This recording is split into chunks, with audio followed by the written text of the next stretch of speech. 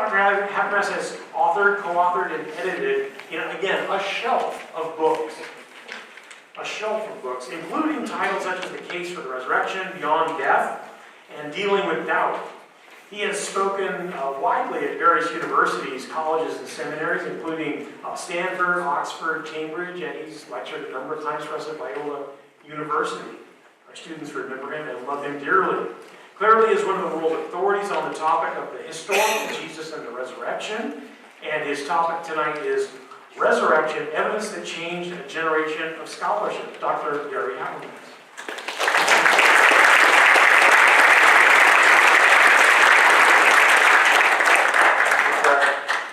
Glad to be with you folks tonight. Since there's a little bit of rivalry here among schools, you didn't mention Houston either. I didn't see the banner. Yeah, but I will say this. He wants to start a PhD program. We've had one for about 7 years.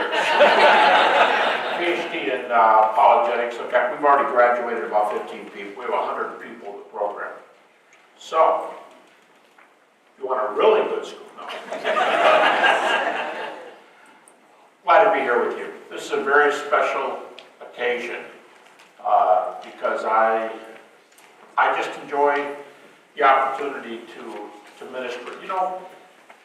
Apologetics is one thing. I mean, we often think that apologetics, philosophy, and a few other fields kind of feed the mind.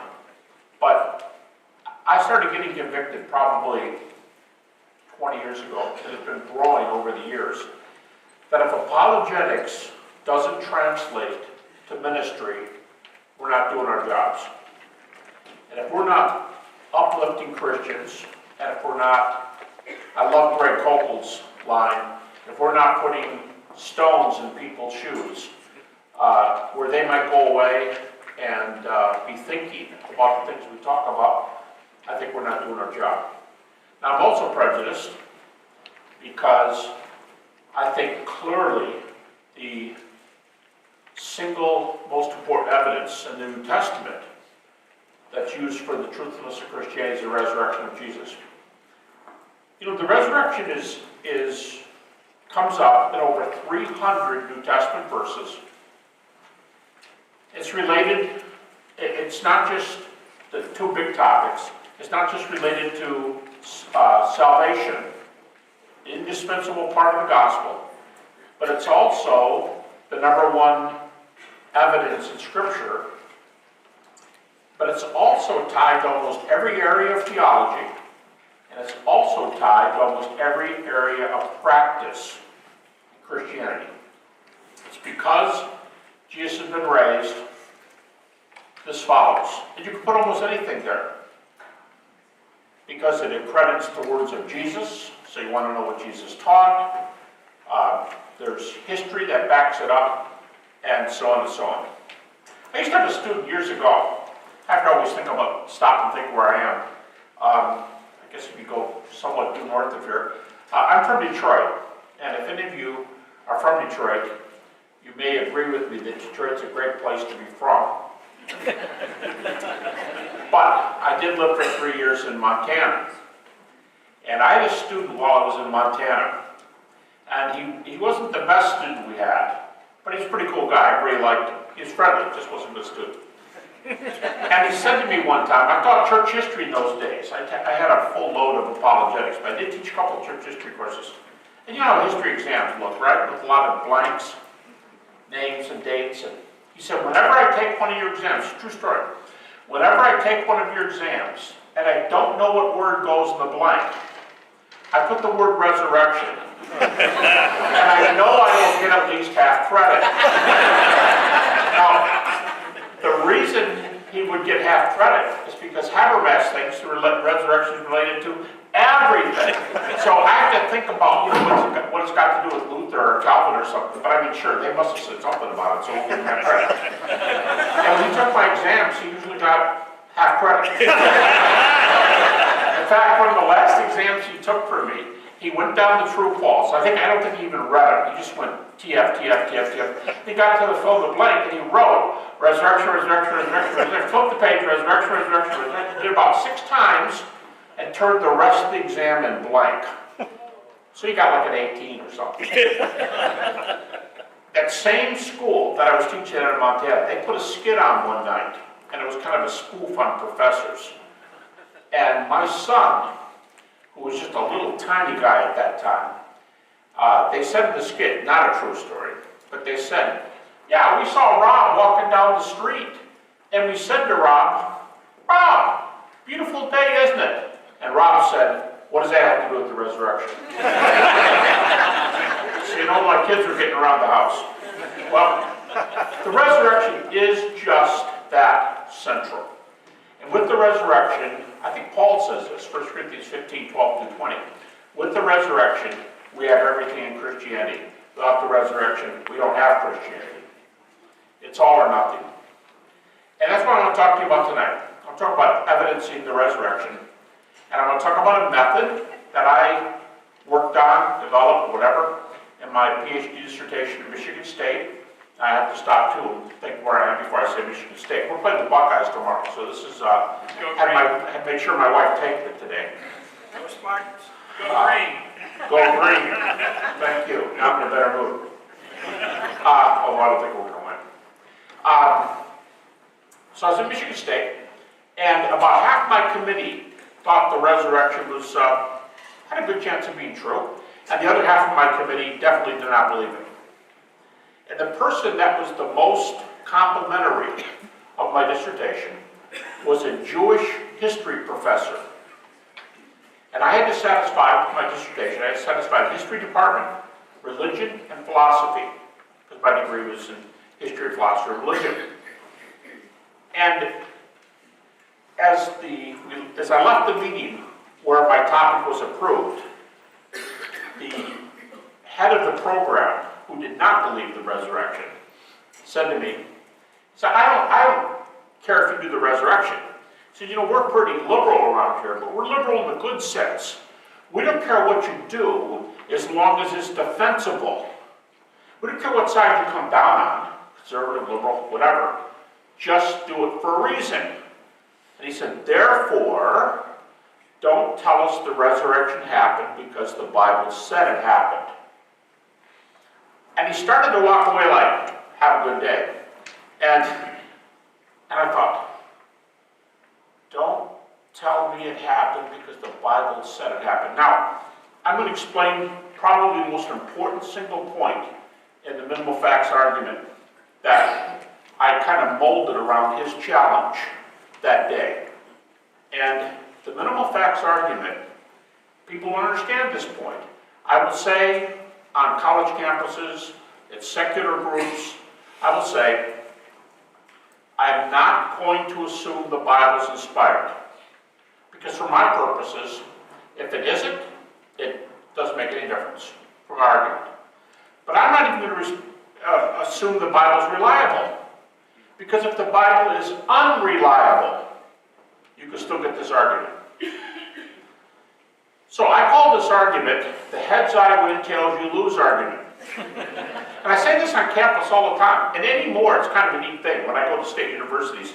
I'm often co-sponsored by a Christian group on campus and a free thinkers group on campus. They both sponsor me. They've both been given flyers out. In fact, I was at the University of Iowa a few months ago, and the other side had t-shirts on, University of Iowa Atheists.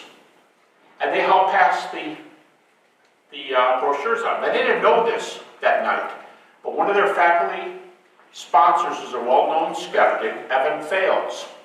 He's a very well-known philosopher. And that night I ended up having dinner with Evan, and he and I hit it off just incredibly. You would have thought we were Vietnamese buddies. I mean, we were laughing and cutting up and joking around by the end of the night. And after I gave the lecture, same one I'm going to give here, I said, Evan, he sat in the front row right about there. I said, Evan, why don't you come on up afterwards, and you can have 10 minutes to respond to my lecture. I won't even talk, and then you and I can dialogue up here in front. He said, I'll do it. And the atheist part of the group that was sponsoring me, they were just so impressed. And people heard them before the meeting, they were saying, they asked Evan if he wanted to come up. They're going to give Evan a slot up here. And they just thought it was so cool that we would give them a say. There were like 800 people there for this thing. And we dialogued. When it was over, we had a photo shoot. It was hilarious because he would like hang on my shoulder and make faces, and it was a great time. But I truly believe that if you're going to minister and use something and take it, you can catch more flies with sugar or honey than you can with vinegar. And so I try to befriend the folks that I chat with. And so he knows this argument, and I use this. I used it for the dissertation. And the point is, when I say this, when I say I'm only going to use verses which critics allow, I'm only going to use texts, and then I say, I'm going to go to 1 Corinthians 15. Here's the response from folks who don't understand what I just said. And they're usually the mythicists. I could stop here and say something about mythicists, but I won't do it. I'm really biting my tongue. But they think I'm doing a bait and switch. They think I'm saying, I'm going to give you evidence for the resurrection. All right, let's turn to the Bible. So they go, I feel cheated. I feel cheated. Why? Because you act like you're not going to use the Bible, and then you do. No, they misunderstood the whole argument. My committee at Michigan State, they did not care if I used the New Testament. So what about what your advisor said? You can use, just don't tell us it happened because the Bible said it happened. That's the key. Don't quote verses and say that settles it. You can use all the verses you want, but only use verses that follow and satisfy critical principles. If you go to Bart Ehrman's works, best known critic in North America, if you go to Bart Ehrman's works, if you don't cite verses, he will. He'll use more verses than you use. But here's the difference. You may cite them because they're in your book and you believe your book's inspired. That's fine. But he cites them because they stand criticism from applying rules to the text, critical rules. So I'm only going to use two texts tonight. Virtually every scholar now, not people who call themselves scholars who aren't, they're writing blogs from their parents' basement. And all of a sudden, because they got a blog, they'll tell you they're published authors. Folks, you know how common this is. And then there's a lot of anger that goes along with it too. Since they don't have arguments that refute your arguments, you present arguments, they present anger. They don't understand the argument. Critics, Bart Ehrman will let me use the text I'm using tonight. I'm only going to use 1 Corinthians chapter 15 and the end of Galatians 1, beginning of Galatians 2. Now remember, there's no chapter dividings in the originals. I'm not talking about Psalms and so on, but the New Testament text, there's no chapter dividings. So the end of Galatians 1, end of Galatians 2, just a little stretch right there. And 1 Corinthians 15, just the first 11 verses. Both of these are geared or called by scholars the authentic Pauline epistles, or as Bart Ehrman calls them, the undisputed Pauline epistles. Now, how many of Paul's epistles, in case you're interested, this would be a footnote. How many of Paul's epistles are undisputed? Well, of the 13 books that bear his name, 7 of them are granted by everybody, scholars, no matter how critical they are. No matter how critical. Bart Ehrman will give you all 7 books. G.A. Wells, by the way, who may be the best known of the mythicists, will give you 8 books. And they're the same 7 plus 1 more. Critics don't just give 7 of Paul's books, they give the same 7. And that's important. And if you're here and you're a pastor, and you decide to preach on Paul, they're probably going to be the books you choose from Paul. Because they're the most, generally thought to be the most important Pauline epistles. Here's the 7 authentic epistles. Romans, 1st and 2nd Corinthians, Galatians, I'll repeat them, so, Philippians, 1 Thessalonians, and Philemon. Okay, one more time. Romans, 1st and 2nd Corinthians, Galatians, Philippians, 1 Thessalonians, Philemon. Now, in case you wonder, G.A. Wells, the mythicist, he'll give you Colossians too. So that makes 8. But everyone grants the 7. Now, what do I mean when I say they grant 7? What do they think? They don't think those books are inspired, do they? No way. Do they think they're reliable? Not usually. What are they then? I think probably the best word would be authoritative. What's authoritative mean? Well, let's think about this.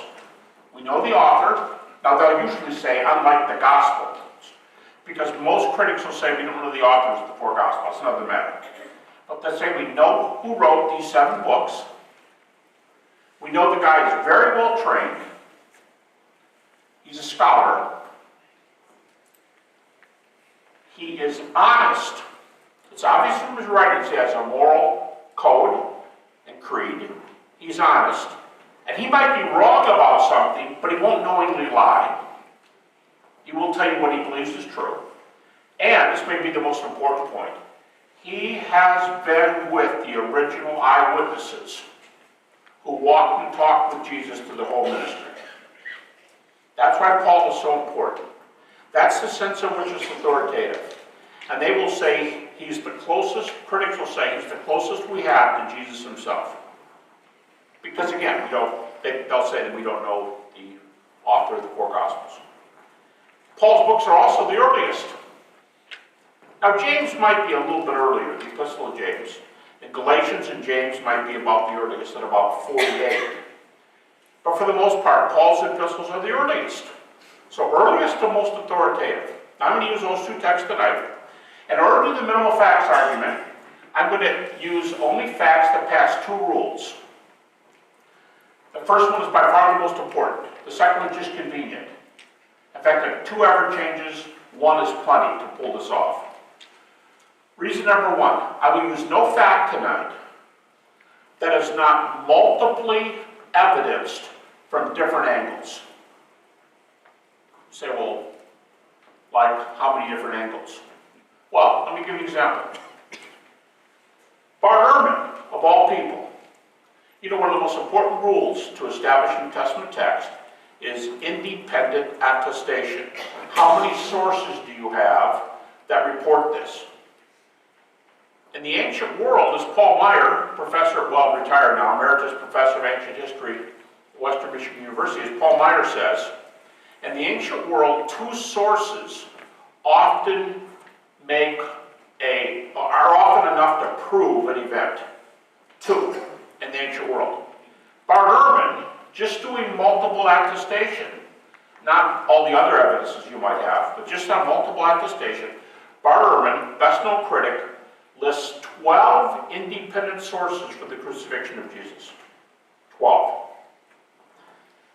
I'm working on a magnum opus on the resurrection. I'm projecting this thing at 3,500 pages, 3 huge volumes. I've written 800 pages. I've got another 1,000 that are written, but they have to be edited. So that's about half the book, half the 3 books. And I just finished the section on the evidence for the crucifixion of Jesus. Evidence for the crucifixion. The material is just under 100 pages long. That's how much data we have for the crucifixion, and why scholars like John Dominic Crossan and, well, I'll just name a couple. John Dominic Crossan, I'll pick on Ehrman again, or we can use the British scholar Maurice Casey, who's another agnostic. James Crossley, another agnostic. They would say it's probably the best attested fact in the New Testament. 100 pages of evidence. That's how solid it is. Now, crucifixion doesn't prove resurrection, obviously, but it's a prerequisite for resurrection, so we need it. I'm going to start there tonight, in just a minute. I'm going to spend the rest of the night walking off the timeline here, and crucifixion is going to be down there. So, how many of you have seen this timeline lecture before, either online or in person? Okay, a lot of you. How many of you have seen this more than once? A lot of you. Anybody seen it more than 3 times? A lot of you. Okay. Why are you here? Thank you. Thank you. What is your name? Pardon? Todd. T-O-D-D. Todd. You know what? I am deaf. Todd. Todd. I had literally lost 75% of my hearing. So my wife told me 100 times, don't go out of the house without your hearing aid. I have to only put it in one ear because this ear doesn't work whether it's a hearing aid or not. My dad said I should fill it with cement and ignore it. I walked that house. I brought a spare battery, but left the hearing aid on the table. We sat down, I'm asking how many of you have heard this. Todd was already sitting here when I sat down. He said, are you doing the timeline lecture? And I said, I am. He goes, good, I love that thing. In fact, I've given that lecture before. So that's what we want to do. There's nothing difficult in this lecture. It's just history. It's just that there's a lot of data. But you can give it to anybody. I have given this lecture to as young as 11-year-olds, a class of 11-year-olds. Given it to a class of 14-year-olds. And I gave a Shroud Turin lecture, which is, close, to second graders one time. And of course, they paid attention because all the photographs were bloody. So they thought it was cool. All right, so that's the first principle. We'll only use data that's multiply evidence. The second one is, because it's multiply evidence, think about the topic tonight, the resurrection evidence that changed your generation. The second one is, critics, a very high percentage of critical scholars will allow all of my facts. They'll allow them. Well, how do you know? I love it when skeptics do that at universities. How do you know? And I'll say, I counted. Have you? Years ago, I started with a list of 1975 to date, all the important resurrection books. My bibliography is 3,500 sources long. I went through about 2,000 of them in detail. I took notes on where scholars were on 140 subtopics on death, burial, resurrection, and then notes on where scholarship alone are 1,200 pages long. I'm just saying there's a lot of data out there, but I know head count. I know about where people are percentage-wise. And so the second principle is most scholars will agree with you. What percentage? Well, I'm going to use just a half dozen facts approximately tonight. And 90-some% of scholars agree with them. The main ones I'm going to use, the fact that there was a crucifixion and that the disciples thought they saw Jesus alive after his death. Those two are probably the most widely allowed facts in the New Testament. And I would say the percentage of admittance among critics is between 95 and 99%. So my argument is, each fact is attested by multiple evidences, and that's why the critics allow it. Now let's say starting tomorrow, critics don't grant it anymore. They're tired of allowing it, and people keep getting them in the corner because they allow the data. And they go, I don't allow it anymore. Bart Ehrman just recently changed his view on the empty tomb. He used to allow the empty tomb. He was starting to admit too many things. And so in his last book, he tells you why he changed his mind. Let's say they all start changing their mind. The first reason is the most important. I will only use facts that are multiply evidence from a number of different angles. All right? One more illustration, and I'm going to start on the timeline.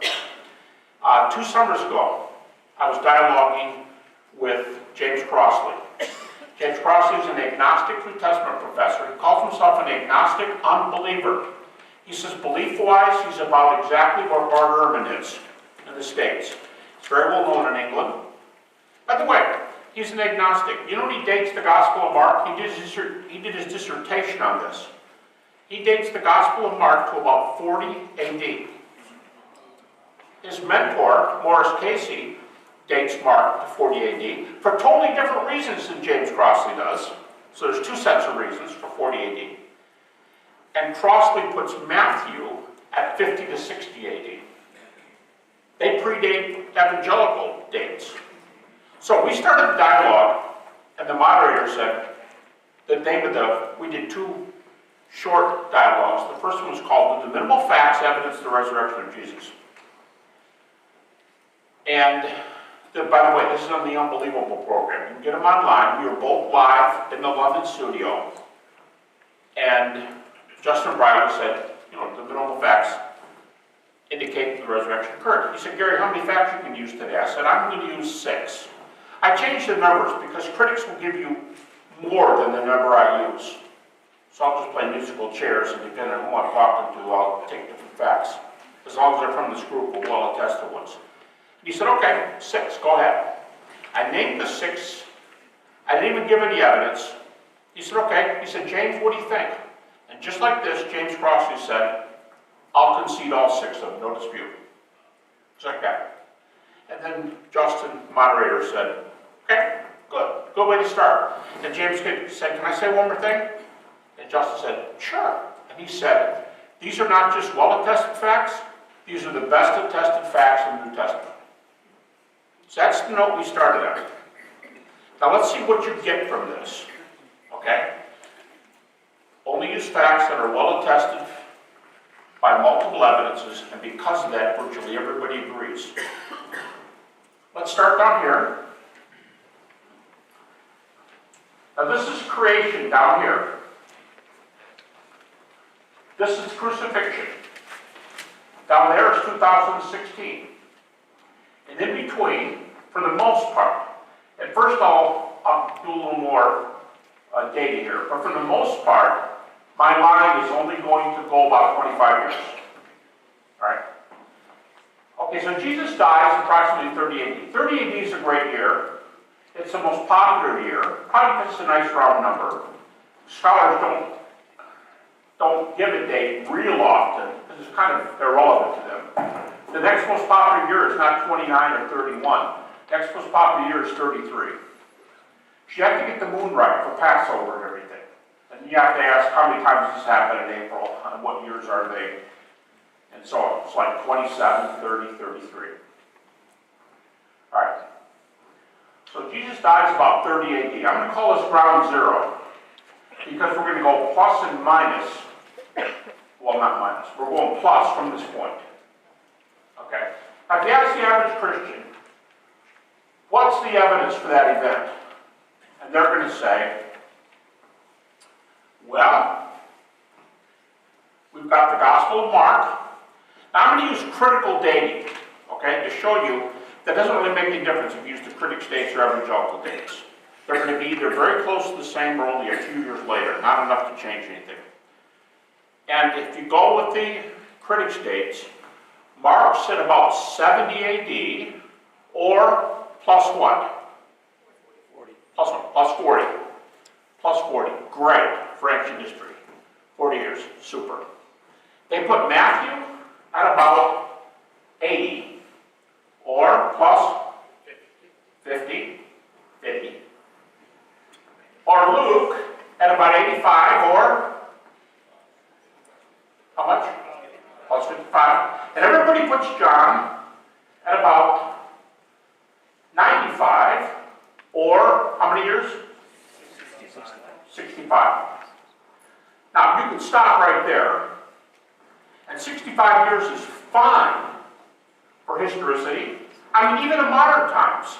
I remember hearing about a man who was doing his memoirs of World War II, and it was in the early 90s. That would be 50 years after the fact. That would be right about where Matthew or Luke are. That's fine. No one's going to say, you're a liar. Nobody can remember things for 50 years. I won't embarrass anybody here, but how many can remember things from 50 years ago? And you know the crazy thing about some of them who raise their hands, they're not even 50. Okay. No problem remembering things from 50 years ago. It's not an issue. In fact, Father Ehrman, when he lists sources for the historical Jesus, do you know how far he goes? 100 years. He goes from 30 AD to 130 AD. Well, guess what? All 4 Gospels are in there. Now, we could give reasons for this, but that would be the reliability argument. That's the other way that evangelicals argue for the Gospels, or the New Testament. And let me just say, I have no problem with the reliability argument. I don't think it's strong, but I think it's a good argument. And it complements a minimal facts argument. A reliability argument is a top-down argument. It goes like this. The reliability argument basically says, if this is a reliable book, I can basically trust everything in it. Minimal fact says, we won't spread we won't put the roof out there quite that broadly to catch everything underneath it. We're going to build from the bottom up, one fact at a time. So if the reliability argument is kind of a roof spread over the facts argument, the minimal facts argument is a brick wall built one brick at a time from the bottom up, with every brick being a fact. If you want two illustrations of what I'm doing. The Habermas goes 100 years, so we're fine. Now, I debated a pretty well-known atheist. By the way, last summer I had 2 rounds with Michael Roos, very well-known atheist. But a few years ago, I was dialoguing with Vic Stinger. He's deceased now, but you might know Vic Stinger, pretty well-known atheist. And we were dialoguing, and we're in the dialogue part, and he got to speak before me. Had 2 lecterns up here, and we're about 15 feet away. And he said, the Gospels are lousy sources. They can't be believed. They're way too late after the events they record. And it bugs me. I get kind of steamed a little bit when people say things. I don't think he was saying anything that he thought was false. He probably thought it was true.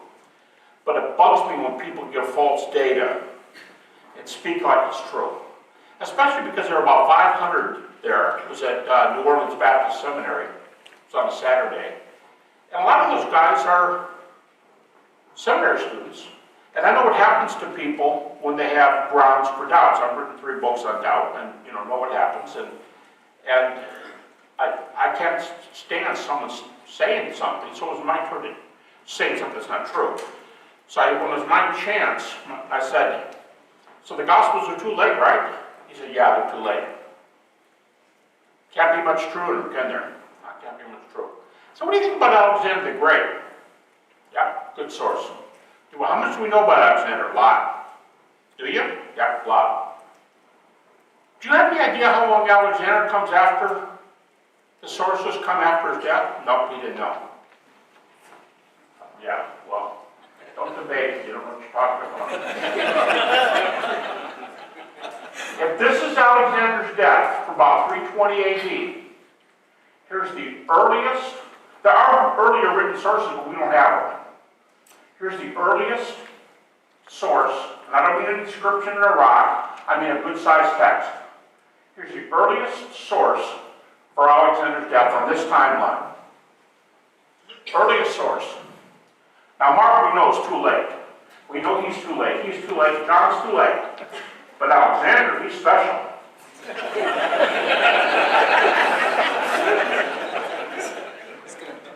I'll get back to the front. The first source for Alexander, one time I went out the side door, the door locked.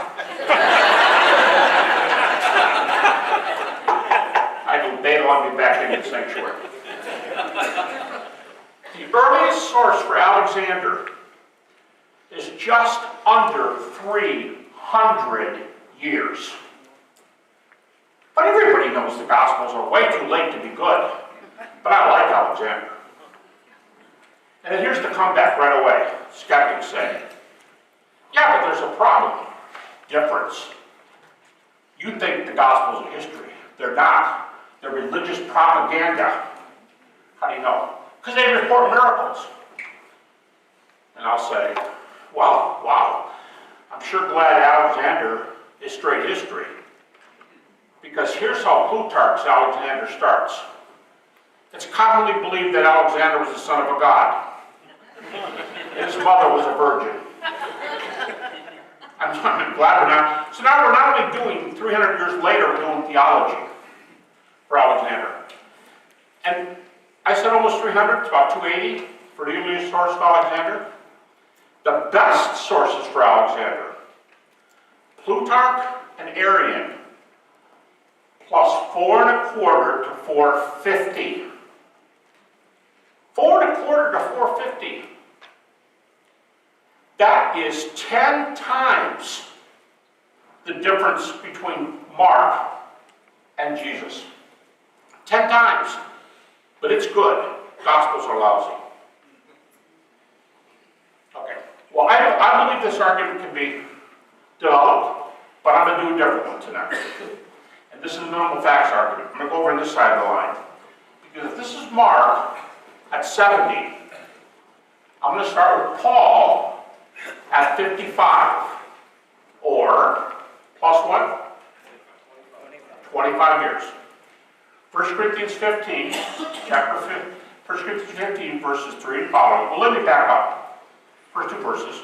Paul says, when I came to you Corinthians, now, he writes the book here.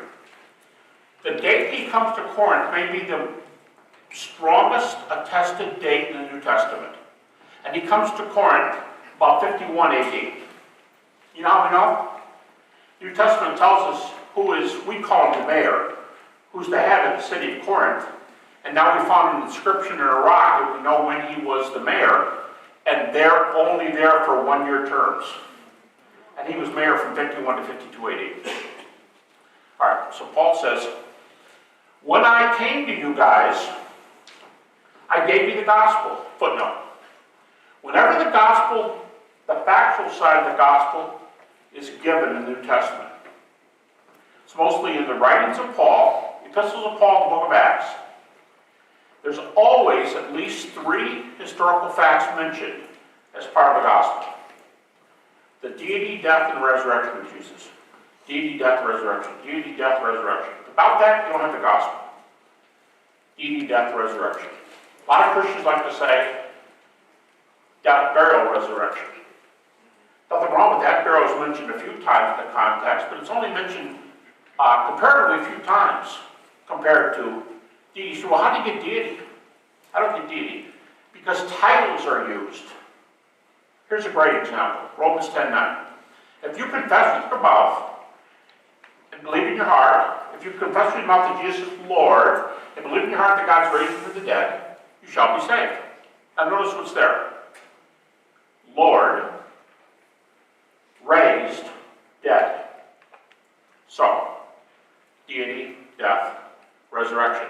And what's really cool is 3 verses later, and verse 13, Paul says, with the mouth we believe, with the heart we believe. He's proclaimed with the mouth.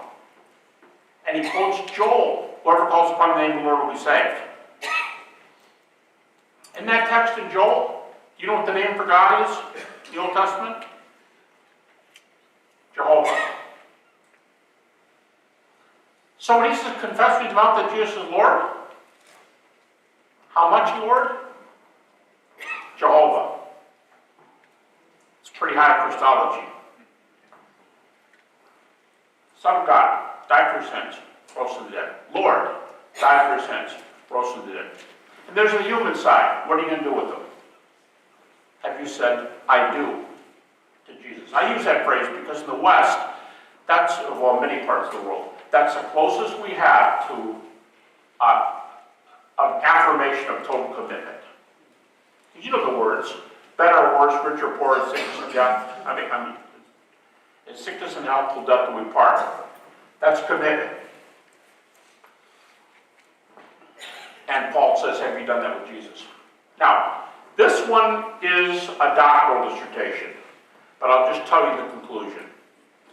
In the New Testament, there are dozens of passages which are early creedal passages, synonyms, almost synonyms, they're not quite synonymous, but almost synonyms would be creeds, traditions, or confessions. And they are the answer to this question. I think it's the most exciting question in the New Testament. Here's the question. Of what did earliest preaching consist between the years of 30 and 50 AD? I think it's the most exciting question. How far back does this resurrection message go? Of what did earliest preaching consist before there was a single New Testament book? Now, what do you do when you don't have a New Testament book? Well, it almost doesn't make any difference, because most New Testament scholars today believe that up to 90% of Jesus' listeners were illiterate. 90% of Jesus' listeners may have been illiterate. Now you folks tell me, if someone's illiterate, think of a little child. If someone's illiterate, could they know the words to Just As I Am? Could they know the words to Amazing Grace, How Sweet the Sound? Could they know the words to a little ditty like Jack and Jill went up the hill to fetch a pail of water? Jack fell down and broke his crown and Jill came tumbling after? And they can't read?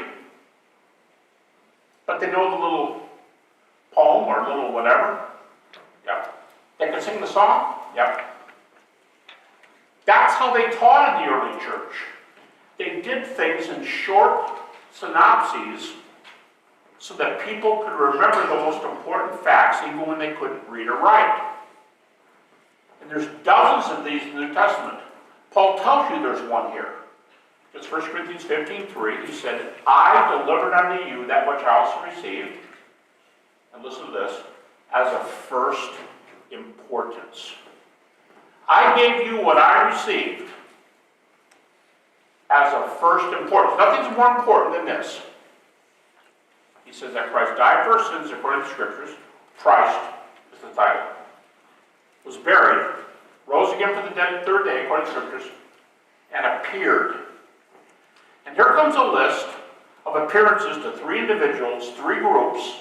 Now Paul attaches his name to the end. Everybody agrees he adds his name to the end of the list. But he makes the third individual, Peter, James the brother of Jesus, Paul, and three groups.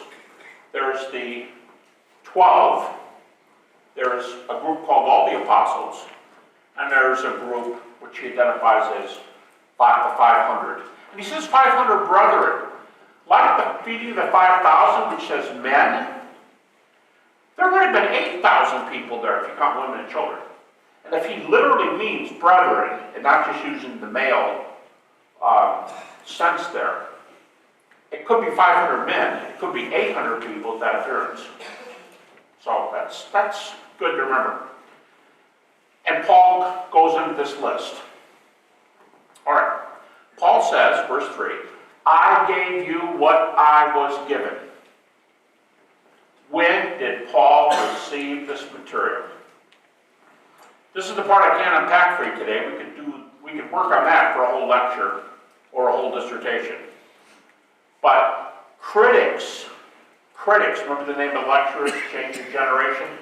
Critics believe today.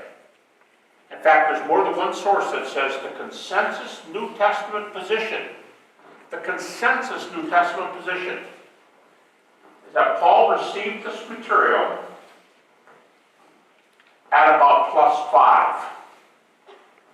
+5. Folks, there's like nothing like this in the ancient world. +5. This is when Paul hears it. Now, how do we know this? Well, now oftentimes in my lecture, somebody will say to me, I don't remember Paul telling us the date. Well, do the math. Flip to Galatians 1:18. He said, when I met the risen Jesus, I didn't go running right up to Jerusalem to meet those who were apostles before me. But 3 years later, I did go up. Okay, let's do it. Cross. He meets the Lord. When is this? It's usually said that he met the Lord. Here's another way to ask it. How late is Acts 9 after Acts 1? And his conversion is usually placed at +2 or +3 after the cross. So the first move after the cross, +2 or +3. Then he says 3 years later, I went up to Jerusalem. 2 + 3, 5. 3 + 3, 6. Right here. 5.5. 5 or 6 years. Paul was up there. He said, I stayed for 15 days. And I saw none of the apostles except James, the brother of Jesus, and Peter. How'd you like to have been a fly on the wall? Seriously, when Jesus appears to his brother, James, the unbeliever. By the way, we talked about multiple attestation. We have multiple attestation for James being an unbeliever. Mark chapter 3, John chapter 6. That's multiple attestation. Now, if it's Matthew, Mark, or Luke, that counts as Mark. If you haven't had this before, just take a seminary class. I'll tell you the difference. But John is a separate source. So Mark and John are two sources. And they say James was an unbeliever. There's two texts for James. And pretty bad. James and his brothers thought Jesus was nuts. I'm not just making that up. The Greek says they thought he was beside himself. Two minds. He's not the Messiah. Sorry. And then they tried to take him out of the way so he wouldn't embarrass anybody, like his family, because he was in the hometown in that passage. How'd you like to be there? And James is, I don't know, maybe a carpenter. He's out back and he's working, and Jesus appears. Says, bro, check it out. Those are scars. You know who I am? What would you do if you were James? Then he steps forward and he goes, touch me. Give me a hug. Remember the verses in Luke when he later sees the apostles? They said they're terrified or frightened, suppose they've seen a ghost. That's King James. And he said, handle me and see, for a spirit hath not flesh and bones as you see me have. Touch me. Go ahead. And we know the story of Thomas. Falls on his feet. My Lord and my God. Then there's Peter. He denied his Lord 3 times. And here's his Lord. Feed my lambs, Peter. That was later at the lake, but here I am. How'd you like to be one of those guys, James or Peter? And he sees him here for 15 days. Now, there's a Greek word in this text. Galatians chapter 1, verse 18. The Greek word is hysteresai. Hysteresai. The Greek root word is H-I-S, if you transliterate, right? Greek doesn't have Arabic letters. H-I-S-T-O-R. That's the Greek word from which we get the English word, what? History. Now we can't jump the gun and say, because it's the Greek word from which we get the English word history, that means history. But I'll tell you, there's been, that I know of, at least 3 lengthy word studies done on that, all by non-evangelicals. And here's what they say about restore, the root word. It means to check something out in person. I would say the best meaning, maybe, for restore is what many of us in our local towns see on the 10 or 11 o'clock news whenever you get it in your area. And so many of them. How many news programs start like this at night? Eyewitness news. And you know, the implications are, we're bringing it to you right now. We know, because we're there. And yes, there's a big hurricane down in Florida, but we got somebody on the scene. It's Geraldo Rivera. He always likes to be in storms. You remember in the old days, he always liked to be in the heart of it to show you it was something for you. Okay, that's eyewitness. That's eyewitness news. Hysteresai. I was with these fellows, +5 or +6, and what were they talking about? Don't forget the theme of the book of Galatians. It's only 6 chapters long. You take the theme in about 1 sentence. It's all about the gospel. Don't get it wrong. Don't add to it. Don't subtract from it. Give it the right way, or it's heresy. You understand? Go. That's it. The gospel. If they're talking about the gospel, they've mentioned the resurrection. And who better to ask about the appearances than James, the brother of Jesus, and Paul? By the way, this is quick, but 14 years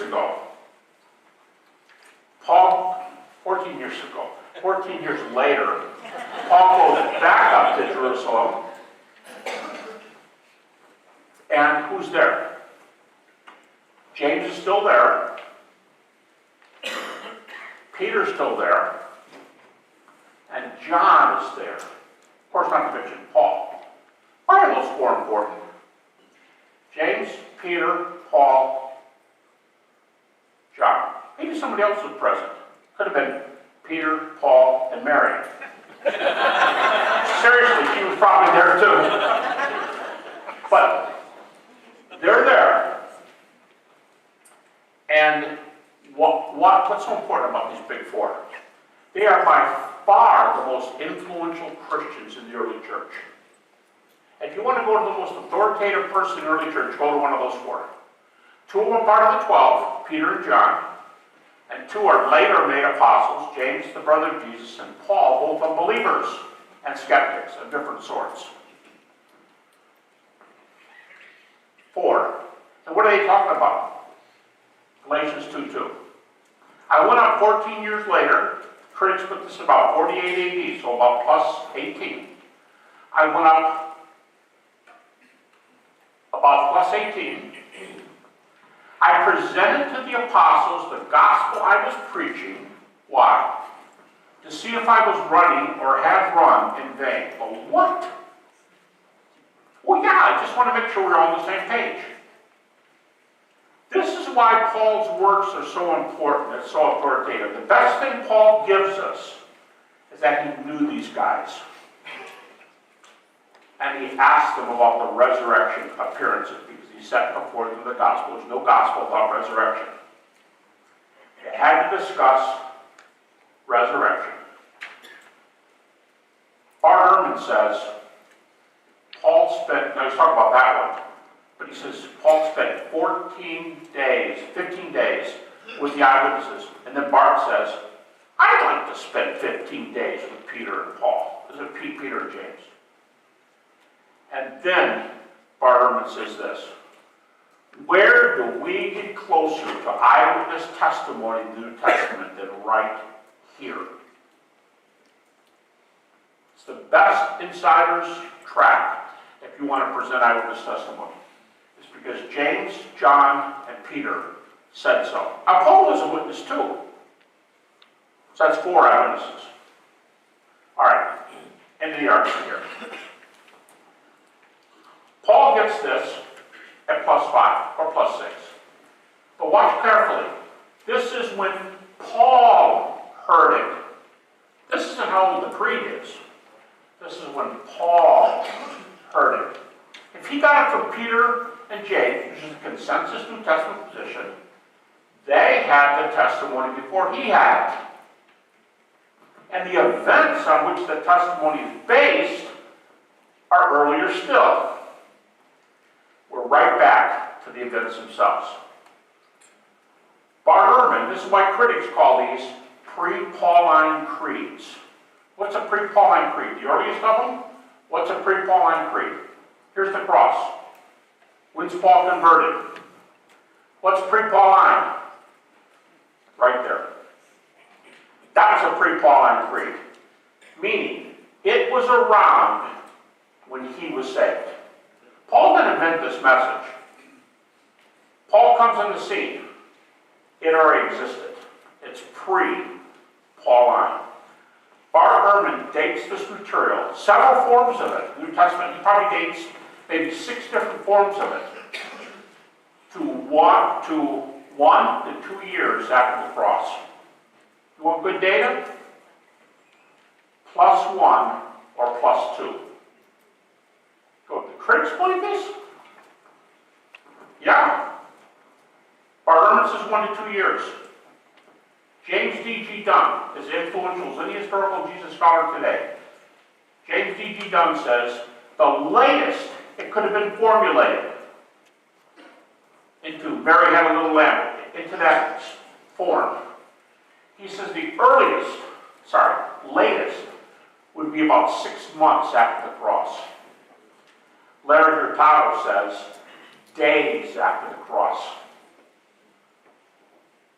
Bart Ehrman is actually liberal at 1 to 2 years. Jimmy Dunn says 6 months. Larry Hurtado says days. Now I'll add this. I haven't mentioned naturalistic theories. The critics are trying to come up with naturalistic theories. They all crash and burn on facts I have mentioned in this lecture without going anywhere else. Just these facts alone. There'll be empty tomb in here. It's not as well accepted by scholars, probably 75%. I gave a lecture at ETS a few years ago, 21 arguments for the empty tomb. 21, with 2 sources are enough to establish events in the ancient world. What about 21? That's the data we have for the gospel. So let me just end with this. My time's up. Folks, the importance of this text is that, I told you the New Testament resurrection mentions almost every area of theology. The doctrine that is connected to the resurrection of Jesus more than any other doctrine is the fact that because Jesus is raised, we will be raised too. Almost 20 times in the New Testament. John says we shall see him as he is and we shall be like him. Paul says he will raise our vile body to be like unto his glorious body. We will see him as he is, we will be like him. Let me stand with this thought. In 1992, I watched my wife die of stomach cancer. By the way, many of you know that Nabil Qureshi has stomach cancer. Please remember him in prayer, but if you haven't heard yet, he got an incredible report yesterday from a PET scan that most of the cancer has disappeared. Now, whether God's healing, whether he's given him more years, we don't know what's going on.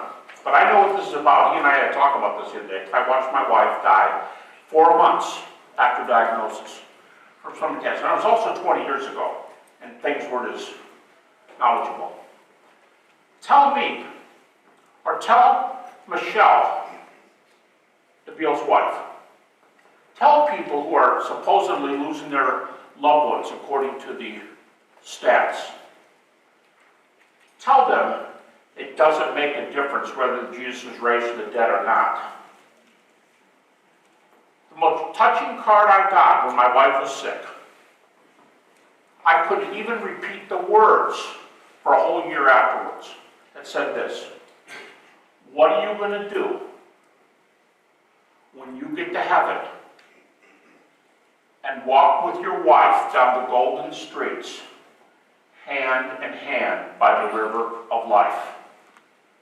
I couldn't even read the words, let alone say them to somebody, because they were so precious to me. That's the difference between the resurrection of Jesus being true and the resurrection of Jesus not being true. If it's our time and we go, we're going to the best place in the world. Paul said, Philippians 1:21 and 23. He said, it's far better to die and be with Christ. Far better. That's the message we have, folks. We want to live forever. That's the hope of humankind. And it's promised as a by-result of the resurrection of Jesus. I leave with you tonight the words of our Lord Jesus Christ himself, John chapter 14, verse 19, who also said this: because I live, you shall live also.